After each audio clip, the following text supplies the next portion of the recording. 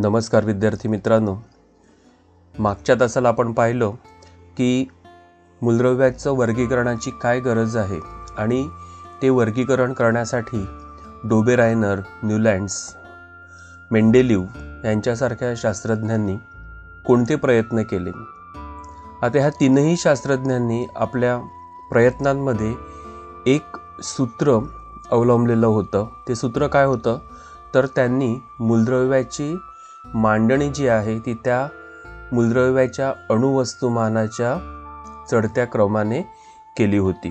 या तिघांनीही त्याच पद्धतीने काम केलं होतं आणि मेंडेलीवने आवर्ती नियम मांडला होता की मूलद्रव्याचे गुणधर्म हे त्याच्या अणुवस्तुमानांकाचे आवर्तीफल असतात किंवा अणुवस्तुमानाचे आवर्तीफल असतात.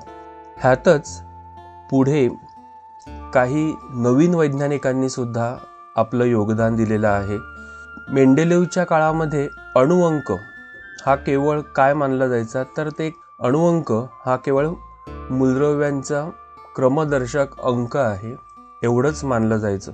पण 1913 मध्ये इंग्लिश वैज्ञानिक हेनरी मोझले यांनी एक्स-रे नलिका वापरली आणि ह्या एक्स-रे नलिका वापरून त्यांनी प्रयोगाद्वारे असे सिद्ध करून दाखवले की मूलद्रव्याचा अणुअंक म्हणजेच त्या मूलद्रव्याच्या अणुकेंद्रकावरील धनप्रभार म्हणजेच प्रोटॉनची संख्या. अणुकेंद्रकातील धनप्रभार म्हणजेच काय असतं, प्रोटॉनची संख्या, हे त्यांनी सिद्ध करून दाखवले. मोझलेने अनेक मूलद्रव्यांचे अणुअंक प्रयोगाने निश्चित केले. त्यामुळे त्यांना असं लक्षात आलं की अणुवस्तुमानापेक्षा अणुअंक हाच अधिक मूलभूत गुणधर्म आहे. म्हणजेच अणुवस्तुमान गृहीत न धरता आपण जर अणुअंक लक्षात घेऊन त्याद्वारे जर मांडणी केली तर आणखी चांगल्या प्रकारे वर्गीकरण होऊ शकतं. आणि त्यानुसार त्यांनी मेंडेलीवच्या आवर्ती नियमात बदल केला आणि आधुनिक आवर्ती नियम मांडला. आणि तो आधुनिक आवर्ती नियम काय आहे तर मूलद्रव्यांचे गुणधर्म हे त्यांच्या अणुअंकाचे आवर्तीफल असतात. आता आवर्तीफल काय आहे ते आपण मागच्या तासाला पाहिलेलं आहे की आवर्तीफल असतात म्हणजेच पुन्हा पुन्हा गुणधर्मांमध्ये जी पुनरावृत्ती आढळून येते ती अणुअंकांच्या मुळे आढळून येते. हेनरी मोझलेंनी जी आवर्त सारणी मांडली त्यालाच नाव आहे आधुनिक आवर्त सारणी. आधुनिक आवर्त सारणी. आता ह्या आधुनिक आवर्त सारणी मध्ये आत्तापर्यंतच्या सर्व मूलद्रव्यांचं वर्गीकरण करता आलेलं आहे. सर्व मूलद्रव्ये मांडता आली आहेत आणि त्यांच्या गुणधर्मांचे भाकीतही अधिक अचूकपणे करता आलेलं आहे. आणि त्यामुळेच आधुनिक आवर्त सारणीला आवर्त सारणीचे दीर्घरूप असेही म्हणतात. आधुनिक आवर्त सारणीला आवर्त सारणीचे दीर्घरूप असेही म्हणतात. आता आधुनिक आवर्त सारणीमध्ये मूलद्रव्यांची मांडणी त्यांच्या अणुअंकाच्या चढत्या क्रमाने केलेली असल्यामुळे मेंडेलीवच्या आवर्त सारणीतील बऱ्याचशा त्रुटी ज्या आहेत त्या इथे नाहीशा झालेल्या आहेत. आपण मागे पाहिलेलंच आहे की अणूमधील इलेक्ट्रॉन हे केंद्रकाभोवती कवचांमध्ये ज्या प्रकारे वितरित केलेले असतात ते इलेक्ट्रॉन स्वरूपण हे एकूण संख्येवरून ठरते. म्हणजेच इलेक्ट्रॉनची एकूण संख्या म्हणजेच ती अणुअंका एवढीच असते. म्हणजे अणुअंक म्हणजेच इलेक्ट्रॉन किंवा प्रोटॉनची संख्या हे आपल्याला माहिती आहे. तर इलेक्ट्रॉनच्या संख्येवरूनच हे स्वरूपण कसं असेल हे ठरतं. आणि अणुअंक आणि इलेक्ट्रॉन स्वरूपण ह्यांचा संबंध काय आहे हे या आवर्त सारणीमध्ये अधिक स्पष्ट दिसून येतं. आपण थोडक्यात आवर्त सारणीची रचना पाहूया. आवर्त सारणीची रचना आधुनिक आवर्त सारणीमध्ये 7 आडव्या ओळी म्हणजेच त्या आडव्या ओळींना आवर्त म्हणतात. म्हणजेच 1 ते 7 आवर्त आहेत. तसंच आवर्त सारणीमध्ये 18 उभे स्तंभ आहेत आणि त्यांना 1 ते 18 असं गणांचं नाव दिलेलं आहे. म्हणजेच 1 ते 7 आवर्त आणि 1 ते 18 गण.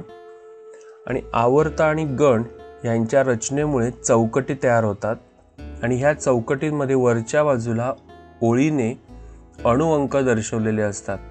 म्हणजेच प्रत्येक चौकट ही एका मूलद्रव्याची जागा आहे. प्रत्येक चौकट ही एका मूलद्रव्याची जागा आहे. या 7 ओळींव्यतिरिक्त आवर्त सारणीच्या तळाशी आणखी 2 ओळी स्वतंत्रपणे दाखवलेल्या आहेत. त्यांना अनुक्रमे लॅन्थेनाइड्स आणि ॲक्टिनाइड्स असं म्हटलं जातं. म्हणजेच ह्या आवर्त सारणीमध्ये ह्या 2 श्रेणी सहित एकूण 118 चौकटी आहेत. त्यामुळे या आवर्त सारणीत 118 मूलद्रव्यांसाठी जागा आहे आणि आत्तापर्यंत एकूण 118 मूलद्रव्य शोधली गेलेली. त्याचा अर्थ आत्तापर्यंत ही आवर्त सारणी ही पूर्णपणे भरली गेलेली आहे. म्हणजे 118चे 118 चौकटी यामध्ये पूर्ण झालेल्या आहेत. त्यानंतर संपूर्ण आवर्त सारणी ही 4 खंडामध्ये विभागलेली आहे. एस खंड, पी खंड, डी खंड आणि एफ खंड अशा 4 खंडामध्ये ही आवर्त सारणी विभागलेली आहे. एस खंड गण क्रमांक 1 आणि 2 यांचा बनलेला आहे. पी खंडामध्ये 13 ते 18 गण, डी खंडामध्ये 3 ते 12 आणि तळाला लॅन्थेनाइड आणि ॲक्टिनाइड श्रेणी आढळून येतात. म्हणजेच अशा प्रकारे एस, पी, डी, एफ अशा 4 खंडामध्ये आवर्त सारणी विभागलेली आहे. डी खंडातील मूलद्रव्यांना संक्रामक मूलद्रव्ये असं म्हणतात. पी खंडामध्ये एक नागमोडी रेषा दर्शवलेली असते आणि ह्या नागमोडी रेषेच्या दोन्हीकडे आपल्याला नागमोडी रेषेच्या डाव्या बाजूला धातू तर उजव्या बाजूला अधातू असतात आणि ह्या नागमोडी रेषेच्या किनारीने धातू सदृश मूलद्रव्ये आढळतात. आवर्त सारणीची जी रचना आपण आतापर्यंत पाहिली ती आता आकृतीच्या सहाय्याने समजून घेऊया. आवर्त सारणीमध्ये 7 आडव्या ओळी आहेत. इथे जर तुम्ही पाहिलं 1, 2, 3, 4, 5, 6 आणि 7 आडव्या ओळी आहेत आणि या आडव्या ओळींना म्हटलं जातं आवर्त. म्हणजेच आवर्त सारणीमध्ये 7 आवर्ते आहेत आणि मी वरून जर पाहिलं तर उभ्या 18 स्तंभ आहेत. इथे 1, 2, 3 पासून ते 18 पर्यंत त्याला क्रमांक दिलेले आहेत. म्हणजेच 1 ते 18 गण, उभ्या स्तंभांनाच नाव दिलं आहे गण. आता ह्या स्तंभ आणि आवर्तामुळे इथे तुम्हाला दिसेल की चौकटी निर्माण झाल्यात आणि ह्या एकूण 118 चौकटी आहेत. 1 ते 118 पर्यंत अशा 118 चौकटी आहेत आणि सगळ्यांचा शोध लागल्यामुळे तुम्हाला इथे दिसेल कोरी जागा एकही नाही. जशी मेंडेलिव्हच्या आवर्त सारणीमध्ये होती तशी कोरी जागा इथे दिसत नाही, रिकामी जागा नाही आहे. आत्तापर्यंत शोधल्या गेलेल्या सर्वच्या सर्व मूलद्रव्यांचं वर्गीकरण या सारणीमध्ये करण्यात आलेलं आहे. त्यानंतर तुम्हाला इथे दिसेल एस खंड ह्या 2 गणांनी बनलेला आहे. एस खंड 1 आणि 2 गणांनी बनलेला आहे. पी खंड हा 13, 14, 15, 16, 17, 18 ह्या 6 गणां मिळून बनलेला आहे. पी खंड या 6 गणां मिळून बनलेला आहे. तर डी खंड हा 3 ते 12 या गणांनी बनलेला आहे. हा जो भाग आहे हा डी खंड आहे. आणि एफ खंड म्हणजेच लॅन्थेनाइड आणि ॲक्टिनाइड. लॅन्थॅनम हे पहिलं मूलद्रव्य, अणुअंक 57 आणि दुसऱ्या श्रेणीमध्ये ॲक्टिनाइडमधला ॲक्टिनम. त्यावरून ह्या 2 श्रेणींना लॅन्थेनाइड आणि ॲक्टिनाइड श्रेणी असं म्हटलं जातं. ते पी खंडामध्ये येतात. आता इथे तुमच्या लक्षात येईल इथे स्टार दाखवलेलं आहे आणि इथे एक हॅशचं चिन्ह आहे. तसंच चिन्ह इथे दाखवलं आहे. याचा अर्थ ह्या एकाच चौकटीत ही सगळीच्या सगळी 14 मूलद्रव्य ठेवलेली आहेत आणि ह्या चौकटीमध्ये हॅशच्या चौकटीमध्ये ॲक्टिनाइड आहेत. म्हणजेच ह्या लॅन्थेनाइडची जागा 3ऱ्या गणात येते आणि ॲक्टिनाइडची जागा सुद्धा 3ऱ्या गणात. फक्त लॅन्थेनाइड 6व्या आवर्तात येतं आणि ॲक्टिनाइड्स 7व्या आवर्तात येतात. म्हणजेच एकाच चौकटीत ही सर्व मूलद्रव्य आहेत हे लक्षात घ्यायचं, कारण त्यामुळेच त्यांना आवर्त सारणीच्या खाली स्थान दिलेलं आहे. कारण एका चौकटीत एवढी मूलद्रव्य एकाच वेळेला दाखवणं शक्य नाही. म्हणजेच इथे तुमच्या लक्षात येईल की आवर्त सारणी ही एस, पी, डी आणि एफ या खंडामध्ये विभागलेली आहे. तर हे SPDF हे जे खंड आहेत हे इलेक्ट्रॉनिक स्वरूपणाच्या आधारे या 4 खंडांची विभागणी केलेली आहे. त्यानंतर P खंडामध्ये तुम्हाला इथे दिसेल की एक नागमोडी रेषा आहे आणि ह्या नागमोडी रेषेमुळे धातू आणि अधातू हे सर्व अधातू आहेत. इथे जर तुम्ही पाहिलं carbon, nitrogen, fluorine, chlorine, phosphorus हे सगळे काय आहेत?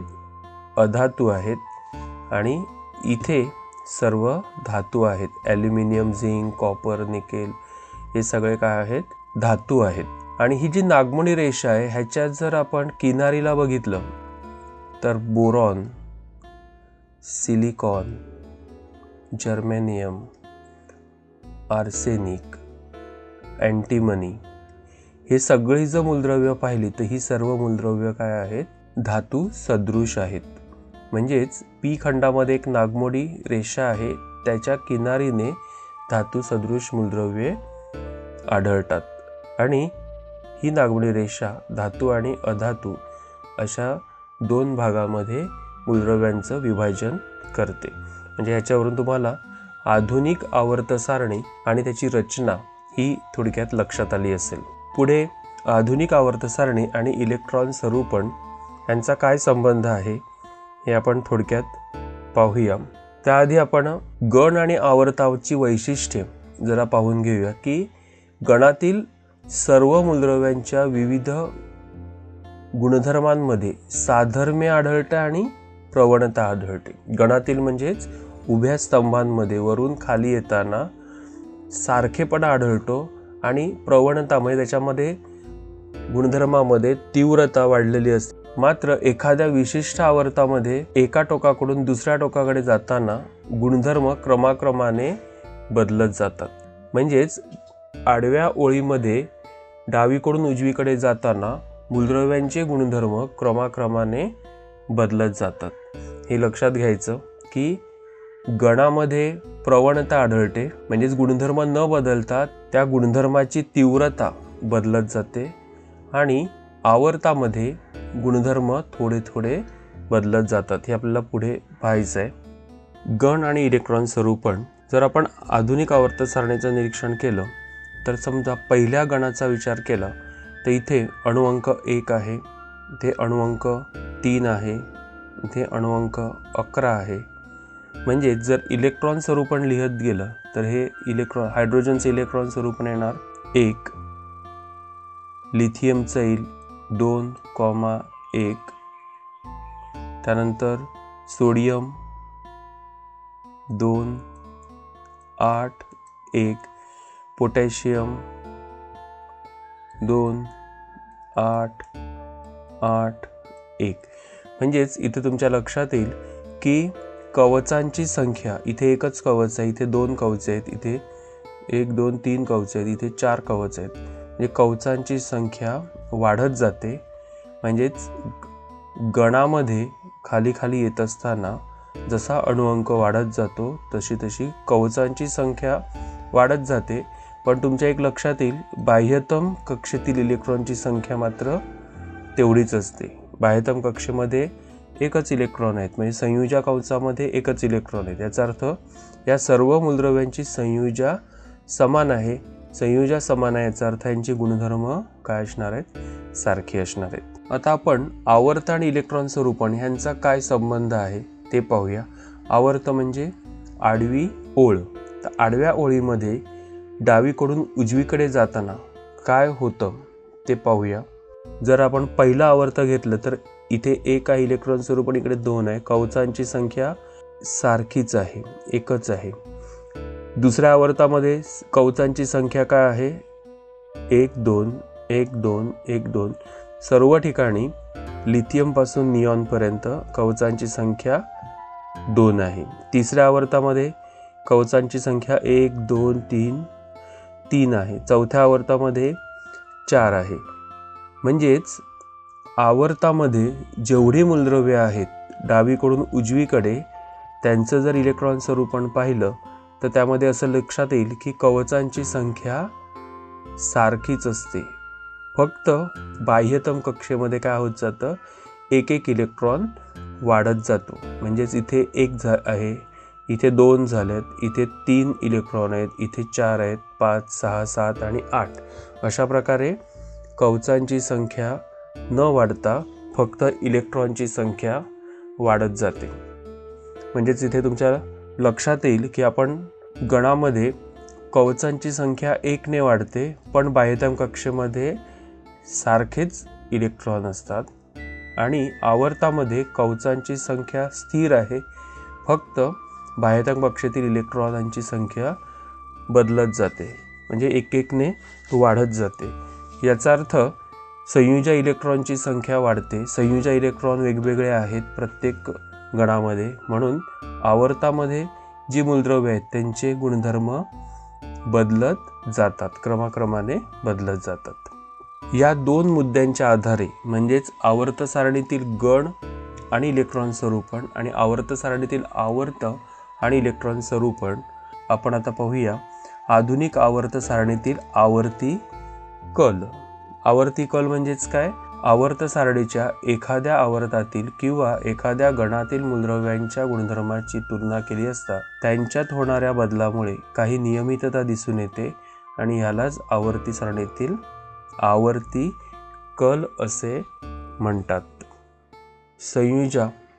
संयुजेमध्ये कसा बदल होत जातो, तर इलेक्ट्रॉन स्वरूपण जर तुम्ही पाहिलं तर लक्षात येईल की काय होत जाते की कवचांची संख्या वाढत जाते. कवचांची संख्या वाढली म्हणजेच काय होणार आहे, अणूचा आकार वाढेल, परंतु बाह्यतम कक्षेतील इलेक्ट्रॉनची संख्या मात्र स्थिर आहे.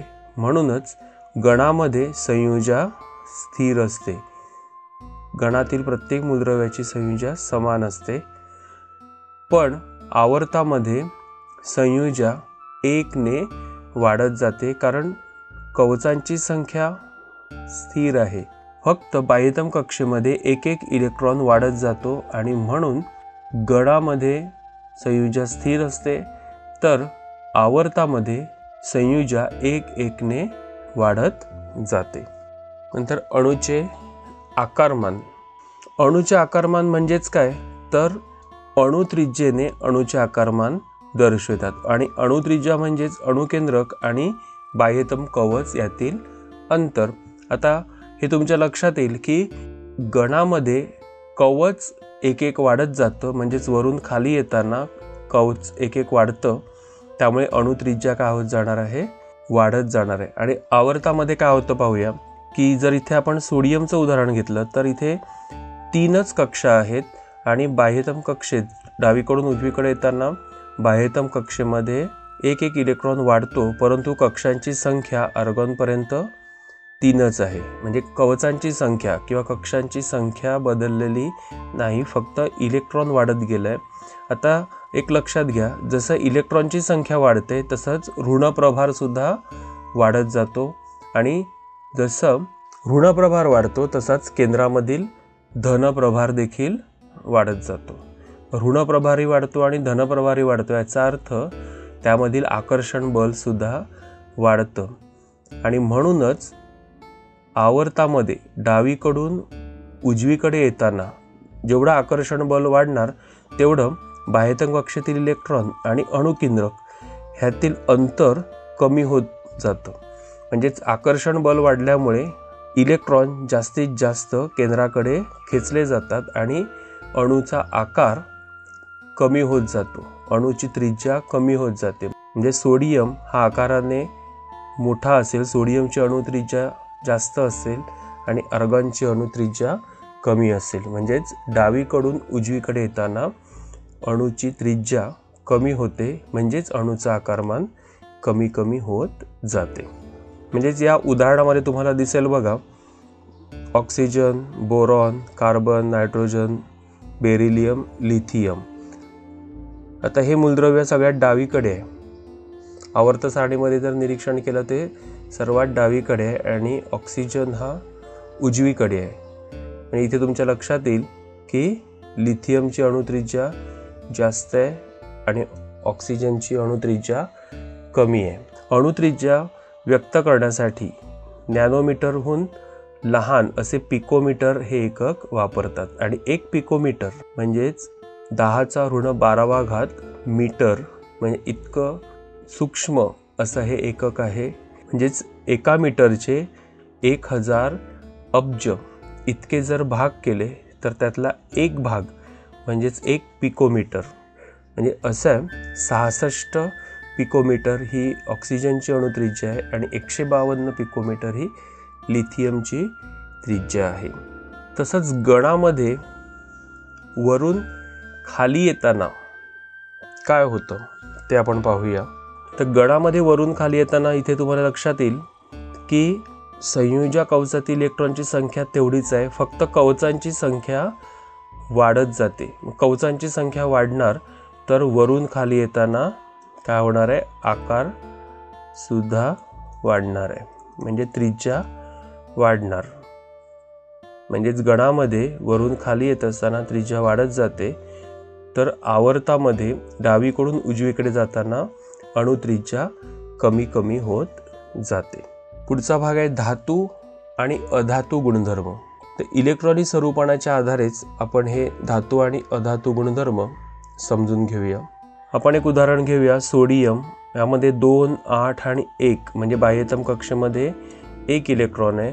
आणि एक इथलं उदाहरण घेऊया. क्लोरीन 17 अणुअंक आहे, म्हणजे त्याचे इलेक्ट्रॉनिक स्वरूपण येणार 2, 8 आणि 7. म्हणजे याच्या बाह्यतम कक्षेमध्ये 7 इलेक्ट्रॉन आहेत. सोडियमच्या बाह्यतम कक्षेमध्ये 1 इलेक्ट्रॉन आहे. आता सोडियमच्या बाह्यतम कक्षेत 1 इलेक्ट्रॉन असल्यामुळे प्रत्येक मूलद्रव्याची एक नैसर्गिक प्रवृत्ती असते की ते त्याच्या जवळपासच्या राजवायूचं किंवा निष्क्रिय वायू मूलद्रव्याचं इलेक्ट्रॉनिक स्वरूपण प्राप्त करण्यासाठी प्रयत्न करत असते. म्हणजे सोडियमच्या जवळचा आहे निऑन, कारण सोडियमचा अणुअंक आहे 11, म्हणजे त्याच्या आधी असणारा निऑन. म्हणजे सोडियम हा निऑनचं इलेक्ट्रॉनिक स्वरूपण मिळवण्याचा प्रयत्न करेल. सोडियमचं इलेक्ट्रॉनिक स्वरूपण आहे 2, 8, 1, त्यामुळे निऑनचं असणार आहे 2 आणि 8. याचा अर्थ बाह्यतम कक्षेमध्ये हा जो 1 इलेक्ट्रॉन आहे, ह्या इलेक्ट्रॉनला देऊन टाकण्याची प्रवृत्ती सोडियमची असेल. म्हणजेच सोडियम हा 1 इलेक्ट्रॉन देऊ शकतो. त्याच पद्धतीने जर आपण क्लोरीनचा विचार केला तर क्लोरीनमध्ये 17 इलेक्ट्रॉन आहेत. त्याचे इलेक्ट्रॉनिक स्वरूपण झालं 2, 8, 7. बाह्यतम कक्षेमध्ये 7 इलेक्ट्रॉन आहेत. याचा अर्थ क्लोरीनच्या जवळचा राजवायू कोणता आहे तर आर्गॉन. मग हा काय करणार आहे, आर्गॉनचं इलेक्ट्रॉनिक स्वरूपण मिळवण्याचा प्रयत्न करणार आहे. मग ते आर्गॉनचं इलेक्ट्रॉनिक स्वरूपण आहे 18 असल्यामुळे 2, 8, 8. म्हणजेच क्लोरीन हा 1 इलेक्ट्रॉन घेतो, म्हणजे ह्याची इलेक्ट्रॉन घेण्याची प्रवृत्ती आहे. तर सोडियमची काय आहे, इलेक्ट्रॉन देण्याची प्रवृत्ती आहे. आणि ही जी इलेक्ट्रॉन देण्याची प्रवृत्ती आणि इलेक्ट्रॉन घेण्याची प्रवृत्ती आहे त्याच्यावरूनच धातू गुण आणि अधातू गुण ठरतो. म्हणजे जे मूलद्रव्य इलेक्ट्रॉन देऊ शकतात त्यांना धातू मूलद्रव्य म्हणतात आणि जे मूलद्रव्य इलेक्ट्रॉन घेऊ शकतात त्यांना अधातू मूलद्रव्य असे म्हणतात. म्हणजेच इलेक्ट्रॉन स्वरूपणाच्या आधारे आपण ते मूलद्रव्य धातू आहे की अधातू आहे हे सुद्धा सांगू शकतो. परंतु काही मूलद्रव्य ही जी नागमोडी रेषेच्या आजूबाजूला आहेत ती मूलद्रव्य इलेक्ट्रॉन देऊही शकतात किंवा काही परिस्थितीमध्ये इलेक्ट्रॉन घेऊ सुद्धा शकतात आणि म्हणून त्यांना धातू सदृश असं म्हटलं गेलं आहे. म्हणजेच इलेक्ट्रॉन देण्याची प्रवृत्ती आणि इलेक्ट्रॉन घेण्याची प्रवृत्ती ह्यावरून धातू आणि अधातू असे आपण 2 भाग मूलद्रव्यांचे करू शकतो. आता जर धातूंचे अणू जे आहेत त्यांची प्रवृत्ती इलेक्ट्रॉन देण्याची असेल तर इलेक्ट्रॉन दिल्यामुळे काय होणार आहे, ऋणप्रभार कमी होणार, पण प्रोटॉनची संख्या मात्र तेवढीच आहे, त्यामुळे धनप्रभार हा वाढणार, म्हणून धनायन तयार होईल.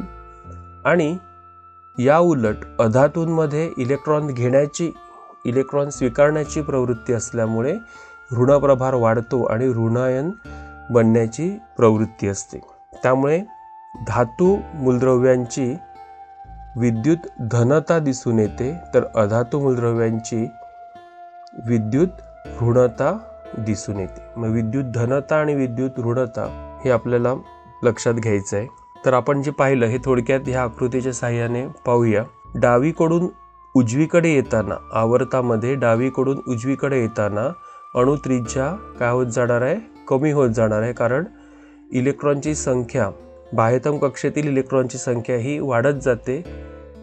त्यामुळे धन प्रभार आणि ऋण प्रभारातील आकर्षण वाढतं आणि अणूची त्रिज्या कमी होते. त्याचबरोबर विद्युत ऋणता वाढत जाते आणि विद्युत धनता कमी होत जाते. ऋणता वाढत असल्यामुळे अधातू गुणधर्म वाढत जातो आणि विद्युत धनता कमी होत असल्यामुळे धातू गुणधर्म कमी होत जातो. म्हणून इथे या भागामध्ये सर्व डावीकडे काय आहेत, धातू आहेत आणि उजवीकडे सर्व काय आहेत, अधातू आहेत. तर गणामध्ये काय होतं, तर कवचांची संख्या वाढत गेल्यामुळे गणांमध्ये वरून खाली येताना अणुत्रिज्या वाढते. अणुत्रिज्या वाढत असल्यामुळे जेवढी त्रिज्या जास्त तेवढी इलेक्ट्रॉन देण्याची प्रवृत्ती ही काय असणार आहे, इलेक्ट्रॉन काढून टाकण्याची प्रवृत्ती ही जास्त असणार आहे. कारण जेवढा संयुजा इलेक्ट्रॉन अणुकेंद्रकाच्या जवळ असेल तेवढा त्याच्यामधलं आणि केंद्रकामधलं आकर्षण जास्त असेल. त्यामुळे इलेक्ट्रॉन देण्याची प्रवृत्ती वरच्या भागामध्ये कमी असेल तर खाली ती अणुत्रिज्या वाढत जाते. त्याप्रमाणे इलेक्ट्रॉन देण्याची प्रवृत्तीसुद्धा वाढते. त्यामुळे वरून खाली येताना विद्युत धनता वाढत जाते आणि विद्युत ऋणता कमी होत जाते. म्हणजे धातू गुण वरून खाली येताना धातू गुण वाढतो आणि अधातू गुण कमी होत जातो. त्यातील शेवटचा भाग आहे हॅलोजन कुलातील प्रवणता. हॅलोजन कुल म्हणजे 17वा गण. म्हणजेच आधुनिक आवर्त सारणीमध्ये जर आपण पाहिलं तर हा जो 17वा गण आहे ह्यालाच हॅलोजन कुल असं म्हणतात. आणि हा अतिशय क्रियाशील असल्यामुळे ह्याचा अभ्यास करणं महत्त्वाचं असतं. आणि ह्याचं स्थानही कुठे आहे बघा, 18वा गण म्हणजे निष्क्रिय वायू मूलद्रव्याच्या अगदी बाजूला.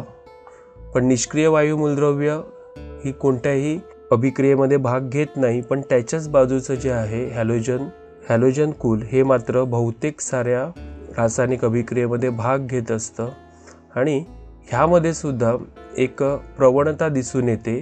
ती काय आहे ते आपण पाहूया. हॅलोजन कुल जे आहे हे X2 या अक्षराने संबोधलं जातं. आणि सर्व हॅलोजनांची जर इलेक्ट्रॉनिक स्वरूपण पाहिलं तर इथे 9 आहेत. म्हणजेच आपण 2, 7 अशा प्रकारे फ्लोरीनचं इलेक्ट्रॉन स्वरूपण लिहू शकतो. क्लोरीनचं वर लिहिलेलंच आहे 2, 8, 7. ब्रोमिनचं काय येऊ शकतं 2, 8, 18, 7. म्हणजेच तुमच्या लक्षात येईल की प्रत्येक मूलद्रव्याच्या बाह्यतम कक्षेमध्ये 7 इलेक्ट्रॉन आहेत. पण कवचांची संख्या वाढत गेल्यामुळे अणुत्रिज्या वरून खाली येताना वाढत जाते आणि त्यामुळे त्यांच्या गुणधर्मामध्ये प्रवणता दिसून येते. ही प्रवणता भौतिक गुणधर्मामध्ये कशा प्रकारे आहे बघा, तर फ्लोरीन क्लोरीन हे वायू आहेत. त्याच्या खाली असणारा ब्रोमीन हा द्रवरूप आहे, तर त्यापेक्षा खाली असणारा आयोडीन आहे हा स्थायीरूप आहे. म्हणजे भौतिक स्थितीमधली प्रवणता इथे दर्शवली आहे. तसेच रासायनिक गुणधर्मांमध्ये सुद्धा प्रवणता आहे, पण ते तुम्हाला पुढच्या इयत्तांमध्ये अभ्यासण्यासाठी आहे. मग इथे आपलं प्रकरण 2 मूलद्रव्यांचे आवर्ती वर्गीकरण हे पूर्ण झालेलं आहे. या प्रकरणाच्या खाली जो स्वाध्याय दिलेला आहे या स्वाध्यायामध्ये प्रश्न तुम्ही तुमच्या वर्गपाठाच्या वहीत लिहून काढायचे आहेत. जर एखाद्या प्रश्नामध्ये काही अडचण असेल तर ते तुम्ही विचारू शकता. आणि आतापर्यंतचा झालेला जो भाग आहे तो भाग तुम्हाला नक्कीच समजला असेल. आणि ह्या प्रकरणामध्ये आलेल्या विविध संकल्पना आहेत ह्या अधिक दृढ होण्यासाठी प्रकरणाचे पुन्हा पुन्हा वाचन करणे आवश्यक आहे. धन्यवाद.